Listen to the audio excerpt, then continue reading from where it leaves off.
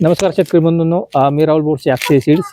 आज आपण आलोय कासली, कोपरगाव, अहिल्यानगर या ठिकाणी शेतकऱ्यांनी अक्षय सीड्सचा सुपर फुरसुंगी या वाण लावलं आहे. तर आपण शेतकऱ्यांना त्यांना विचारू, त्यांना व्हरायटी कशी वाटली. दादा नमस्कार. नमस्कार. तुमचं नाव?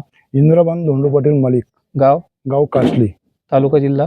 अहिल्यानगर, तालुका कोपरगाव. तालुका. हो दादा, तुम्ही ही व्हरायटी कोणती लावली?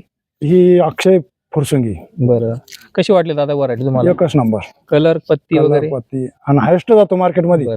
बरं, आज 16 सप्टेंबर 2025. आज तुम्ही उद्या मार्केटला नेणार आहे. तर मग आता 5-6 महिन्यात जर आज तुम्ही भरपूर साठवलेला आहे अजून, तर तुम्हाला ही व्हरायटी म्हणजे चांगली वाटली?